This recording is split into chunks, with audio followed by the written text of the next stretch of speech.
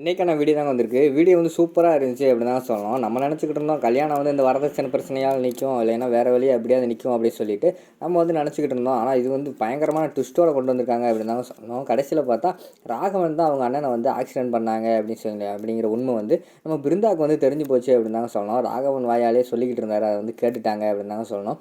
இன்னொரு பக்கம் பார்த்தா நம்ம மாறன் இருக்காங்கல்ல, மாறன் வந்து தூக்கிட்டு போய் நம்ம வீரா வந்து தாலி கட்டுறதுக்காக வந்து பிளான் பண்ணிட்டாரு அப்படின்னு தாங்க சொல்லணும். அதெல்லாம் பார்க்குறவங்க நம்ம சேனலை மட்டும் மறக்காமல் லைக் அண்ட் சப்ஸ்கிரைப் மட்டும் பண்ணிடுங்க. ஃபஸ்ட்டு எடுத்தோடனே நம்ம வீரா வந்து அவங்களோட ரூம் இருக்குல்ல, அதாவது பொண்ணுங்களுக்குன்னு கொடுத்துருப்பாங்கல்ல மணமகள், அந்த ரூமில் வந்து தூங்கிட்டு இருக்கிற மாதிரி காட்டுறாங்க.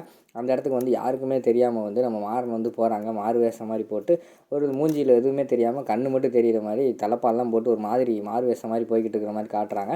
போய் டக்குன்னு பார்த்தா நம்ம வீராவை வந்து ஒரு கயிறு இருக்குது, கையில் கயிறோடு கொண்டு போகிறாங்க. கயிறை வச்சு கட்டிடுறாங்க, வாயெல்லாம் கட்டிட்டு கையையும் கட்டிட்டு தூக்கிட்டு போயிடறாங்க. அந்த இடத்துல இருந்து யாருக்குமே தெரியாமல் மாடிக்கு தூக்கிட்டு போயிடறாங்க. யாரா நீ, நாளைக்கு எனக்கு கல்யாணம்டா, என்னடா பண்ணுற அப்படின்னு சொல்லிட்டு நம்ம வீரா வந்து கத்திக்கிட்டு இருக்கிற மாதிரி காட்டுறாங்க. உடனே டக்குன்னு வந்து நம்ம மாறன் வந்து முகமூடி வந்து கழட்டுறாங்க. பார்த்தா நம்ம மாறன் பார்த்தோன்னே, என்ன உனக்கு இன்னும் விளையாட்டாக இருக்கா, எந்த நேரத்தில் என்ன பண்ணிக்கிட்டு இருக்க அப்படிங்கிற மாதிரி சொல்கிறாங்க. உனக்கு தாலி கட்டுறதுக்கு தான் தூக்கிட்டு வந்திருக்கேன் உன்னை அங்கேருந்து கஷ்டப்பட்டு அப்படிங்கிற மாதிரி சொல்லிட்டு பையிலேருந்து தாலியெல்லாம் எடுக்காங்க. நம்ம வீரா வந்து பயந்து போயிடறாங்க. சும்மா இரு, தேவையில்லாத வேலை பண்ணாத அப்படின்னு சொல்லிட்டு இருக்காங்க.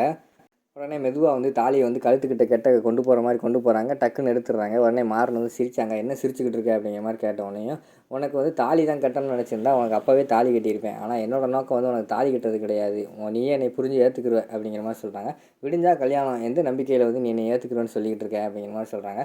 பாரு, கண்டிப்பாக நீ என்னை ஏற்றுக்குருவ அப்படிங்கிற மாதிரி சொல்கிறாங்க. சரி, இப்போ எதுக்கு நீங்கள் தூக்கிட்டு வந்தால் தான் தாலி கட்டலைன்னு சொல்லிட்டேல, பிறதுக்கு நீ கூட்டு வந்த அப்படிங்கிற மாதிரி வந்து வீரா கேட்குறாங்க. இன்றைக்கி உனக்கு பிறந்த நாள், அதனால தான் கூட்டு வந்தேன் அப்படின்னு சொல்லிட்டு வானத்தை கை காட்டுறாங்க. வேட்டெல்லாம் வெடிக்குது. அதாவது எல்இடி லைட்டெல்லாம் ஆன் பண்ணி ஜம்முன்னு மாடியில் டெக்கரேஷன்லாம் போட்டு வச்சுட்டாங்க. மண்டபத்தில் உள்ள மாடியில் வந்து இன்றைக்கி வா உனக்கு கேக் கட்டி என்ஜாய் பண்ணுவோம் அப்படின்னு சொல்லிட்டு போய் கேக்கெல்லாம் கட் பண்ணுறாங்க. இந்த பர்த்டே வந்து உன்னால் மறக்க முடியாத பர்த்டே இருக்க போகுது. ஏன்னா இதுதான் உன்னோட கடைசி பேச்சுலர் பர்த்டே. அதுக்கடுத்து நீ வந்து கப்புள்ஸ் ஆகிடுவ. யார் கூட, என் கூட தானே கப்புள்ஸ் ஆக போகிற அப்படிங்கிற மாதிரி சொல்கிறாங்க. இங்கே பாரு, திருப்பி திருப்பி அதே சொல்லிக்கிட்டு இருக்காது அப்படிங்கிற மாதிரி சொல்கிறாங்க. என்ன சொன்னாலும் பரவாயில்ல, உனக்கு கல்யாணம் பண்ணிக்க போகிறது நான் தான், உன் கழுத்தில் தாலி கட்ட போகிறது நான் தான். அடுத்த வருஷம் வந்து கல்யாணம் வந்து நம்ம 2 பேர் சேர்ந்து செலிப்ரேட் பண்ணுவோம் அப்படிங்கிற மாதிரி சொல்லிக்கிட்டு இருக்கிற மாதிரி காட்டுறாங்க. சரி சரி, கேக்கை வெட்டு அப்படிங்கிற மாதிரி சொன்னோடனே வீரா வந்து கேக் கட் பண்ணுறாங்க. 2 பேரும் மாற்றி மாற்றி கேக் சாப்பிட்டுக்கிறாங்க. வீராவுக்கு வந்து கண்ணெல்லாம் கலங்கிடுது. டக்குன்னு பார்த்தா நம்ம மாறன் வந்து ஒரு மோதிரத்தை காட்டி அவளுக்கு வந்து ப்ரப்போஸ் பண்ணிடுறாங்க நம்ம வீராவுக்கு. இப்படிலாம் பண்ணாத வீரா, மாறா அப்படிங்கிற மாதிரி சொல்லிகிட்டு இருக்க மாதிரி காட்டுறாங்க. பரவாயில்ல, எடுத்துக்கோ அப்படிங்கிற மாதிரி சொல்கிறாங்க. இது எங்கள் அம்மாவோட மோதிரம் தான் அப்படிங்கிற மாதிரி சொன்னோம். இந்த மோதிரத்தையாவது வாங்கிக்கோ அப்படிங்கிற மாதிரி சொல்கிறாங்க. சரின்னு சொல்லிட்டு அந்த மோதிரத்தையாவது வந்து நம்ம வீரா வந்து வாங்கிக்கிறாங்க. இந்த பக்கம் பார்த்தா நம்ம பிருந்தா இருக்காங்கல்ல, அவங்க வந்து நம்ம வீராவை காணோம் அப்படின்னு சொல்லிட்டு தேட ஆரம்பிச்சிட்டாங்க. அங்கிட்டு பார்த்தா கண்மணி வேறு தேட ஆரம்பிச்சிட்டாங்க. கண்மணி ஆல்ரெடி வந்து வீரா மேலே ஒரு கண்ணாக இருந்தாங்க. இப்போ ஆளை காணுன்னு சொல்லி விட்டு ஐயோ வீராவங்க தேட ஆரம்பிச்சிட்டாங்க. பிருந்தாவை கூப்பிட்டு கேட்காங்க, வீராவை பார்த்தியா அப்படிங்கிற மாதிரி கேட்காங்க. இல்லை, நான் பார்க்கல, நீ போய் இந்த பக்கம் தேடு, நான் போய் இந்த பக்கம் தேடுறக்கா அப்படிங்கிற மாதிரி சொல்லிடுறாங்க. சரின்னு சொல்லிட்டு அவங்க ஒரு பக்கம் தேடிக்கிட்டு இருக்காங்க. இங்கிட்டு பார்த்தா நம்ம இவர் இருக்கார்ல, இவருக்கு வந்து உண்மையை சொல்லிட்டாங்க. அதாவது மாறன் வந்து வீராவை லவ் பண்ணுறான். வீரா வந்து எதுக்கு லவ் பண்ணலாம், அவன் வந்து ஆக்சிடென்ட் பண்ணிட்டாங்க, அதனால தான் லவ் பண்ணலாம் சொல்லிவிட்டு நம்ம ராகவன்கிட்ட உண்மையை வந்து வள்ளி சொல்லிட்டாங்கல்ல. உடனே ராகவன் வந்து போதையை போட்டாங்க. போதையை போட்டு மாடியில் உட்காந்துக்கிட்டு மாறன் வந்து நல்லவன், வீரா அவனை லவ் பண்ணு, அவனே கல்யாணம் பண்ணிக்குவான், நான் தான் கெட்டவன், நான் தான் ஆக்சிடென்ட் பண்ணேன், இடிச்சிட்டு கொல்லா போனேன் அப்படின்னு சொல்லிட்டு புலம்ப ஆரம்பிச்சிடுறாங்க.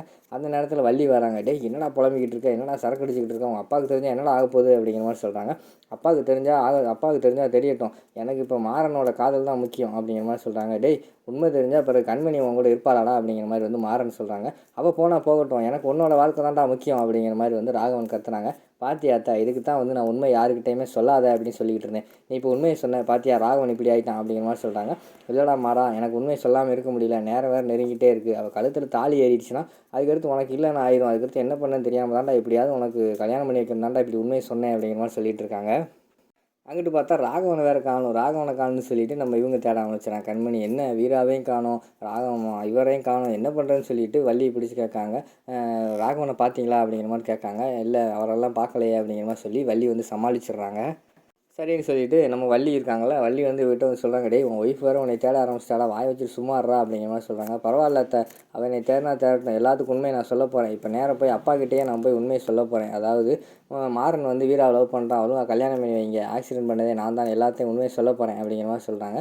உடனே நம்ம மாறன் வந்து சொல்கிறாங்க, இங்கே பாரு தேவையில்லாமல் ஏதாவது பேசிக்கிட்டு இருக்காத, கண்டிப்பாக வீரா என்னை லவ் பண்ணுறா, என்னை கண்டிப்பாக ஏற்றுக்குருவா, அதுக்காக வந்து நீ உண்மையை சொல்லிவிட்டு நீ உன்னோட வாழ்க்கையை கெடுத்துக்கிறாத அப்படிங்கிற மாதிரி வந்து மாறன் சொல்கிறாங்க.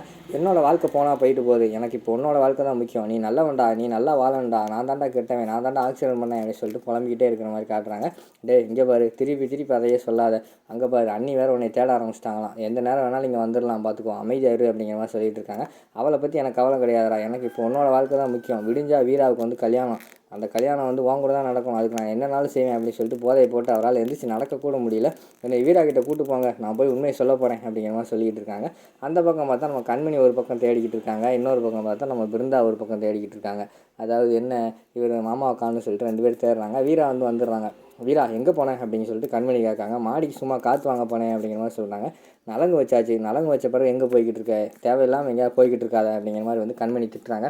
அதான் வந்துட்டேன்ல வா போவோம் அப்படின்னு சொல்லிட்டு அவங்க 2 பேர் வந்துடுறாங்க. இங்கிட்டு பார்த்தா நம்ம பிருந்தா மட்டும் தேடிக்கிட்டு இருக்கிற மாதிரி காட்டுறாங்க, அதாவது ராகவனை தேடிக்கிட்டு இருக்கிற மாதிரி காட்டுறாங்க.